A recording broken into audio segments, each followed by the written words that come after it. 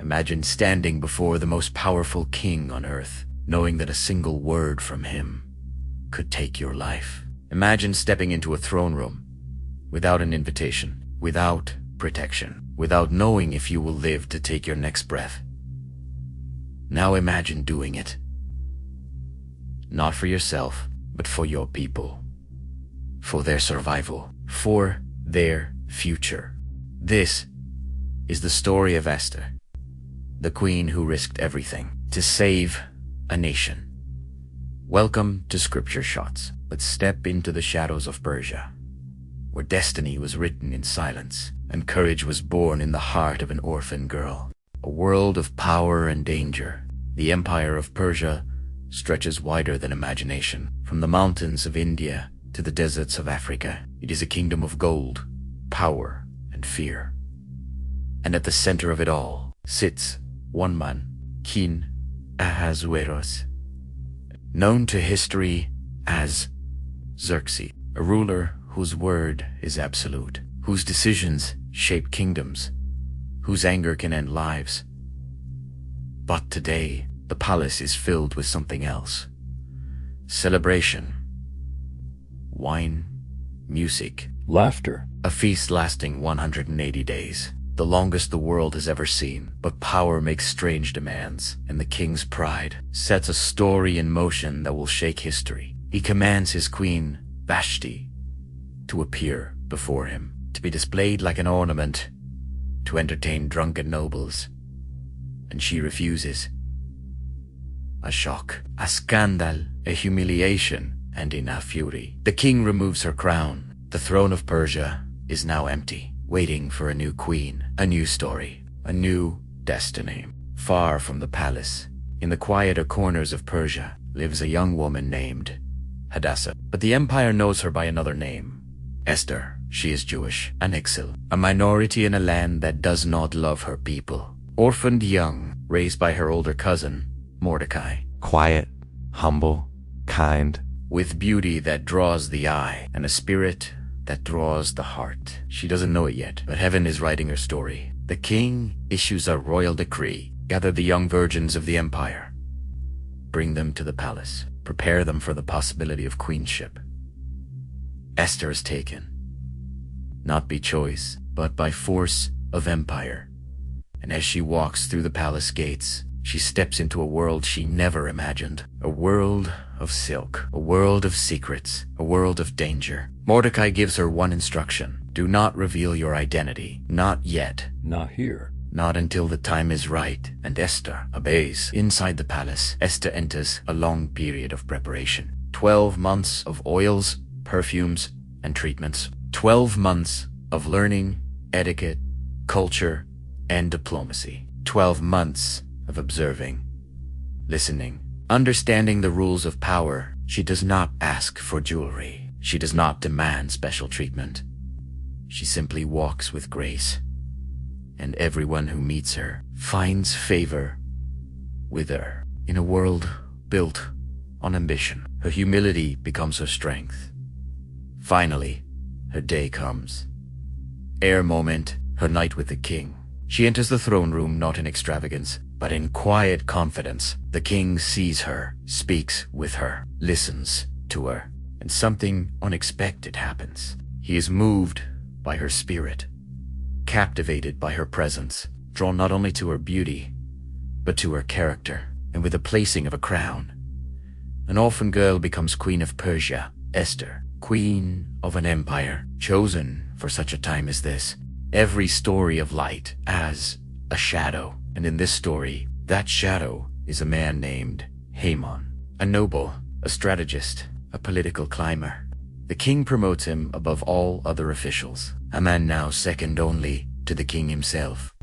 But power twists him, or perhaps, power only reveals who he already was. Haman demands respect, bows, praise, recognition, and every man in the kingdom obeys, except one, Mordecai, the Jew, the man who refuses to kneel because he kneels only to God. This simple act ignites a rage in Haman, a fury that grows into something monstrous. He does not simply want Mordecai dead. He wants his entire people destroyed. A genocide legalized through deception. He approaches the king. There are people scattered across your provinces. Their laws differ from all others. They do not keep your commands. It is not in your best interest to tolerate them. And the king, trusting Haman doisily, hands him his signet ring. Permission granted. Authority sealed. Death decreed. In 11 months, every Jew in the empire will be annihilated. Children, elders, families, communities, and Esther, the queen herself, is among them.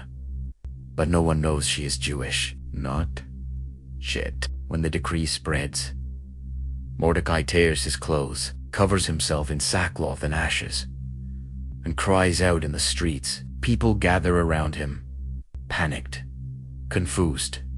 Hopeless, he sends word to Esther, and when she reads the decree, her heart breaks. But Mordecai does not send her comfort. He sends her a mission. Go to the king, he says. Beg for the lives of your people. Esther trembles. No one, not even the queen, can appear before the king uninvited. To do so is to risk death, unless the king extends his golden scepter. And Esther has not been called by the king in 30 days. Fear grips her. The palace suddenly feels like a prison. The crown feels heavier than iron. She replies to Mordecai, if I go, I might die.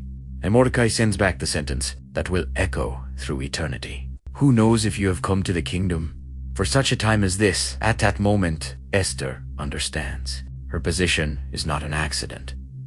Her beauty is not the reason. Her crown is not the reward. She has been placed in the palace to save her people. Esther sends one final message. Gather the Jews. Fast for me. 3 days, 3 nights. No food, no water. And she fasts as well. Her attendants fast with her. The palace holds its breath. Her fear does not disappear, but determination grows stronger. Her heart whispers a prayer. God of my fathers, give me courage. Then she speaks the words that define her legacy. If I perish, I perish. She is ready. The 3rd day dawns. Esther dresses in royal garments, not to impress, but to honor the moment. Her steps echo through the palace corridor, each one a step toward destiny, toward danger, toward purpose. She stands before the massive doors of the throne room. She breathes in. She pushes them open. The king looks up. His advisors fall silent. Gasps ripple through the room. The law is clear. Death is immediate. But then, the king's hand moves. Slowly, deliberately, he extends the golden scepter. Grace, permission, life. What troubles you, Queen Esther? He asked. What is your request? Even to half the kingdom, it shall be granted. She bows. Her voice is steady.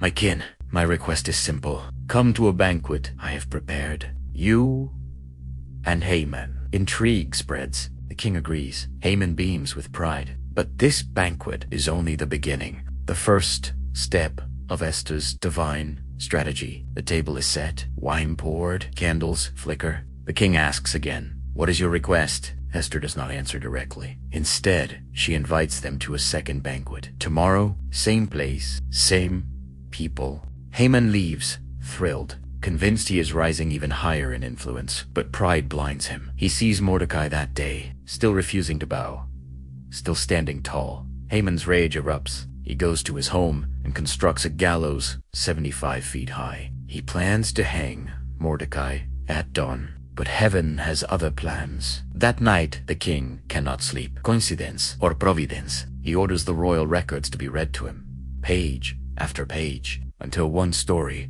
catches his attention. A plot to kill the king, foiled by a man named Mordecai. Has this man been rewarded? The king asked. No, my lord, the servants reply. At that moment, Haman enters the courtyard to ask permission to kill Mordecai. But before he speaks, the king asks him what should be done for the man whom the king wishes to honor. Haman, swollen with pride, believes the king is speaking of him. He describes a lavish ceremony, robes, horses, public celebration. The king smiles. Excellent. Do all of this for Mordecai the Jew. Haman's face drains. He is forced to honor the man he hates, forced to parade him through the streets, forced to lift up the one he planned to kill. God turns the enemy's plan upside down. The moment arrives. Esther, the king, and Haman sit together. The king asks again, "What is your request?" "Even to half the kingdom. It will be granted." Tease time. Esther speaks. Her voice trembles slightly, but her words are sharp as truth. "My king, if I have found favor, spare my life and spare my people.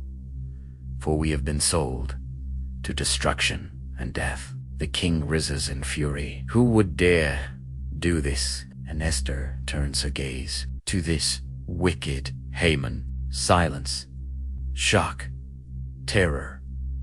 Haman falls to his knees. The king storms out. Haman begs Esther for mercy, but in his desperation, he falls onto a couch. The king re-enters. See the scene, misinterprets it. His wrath ignites.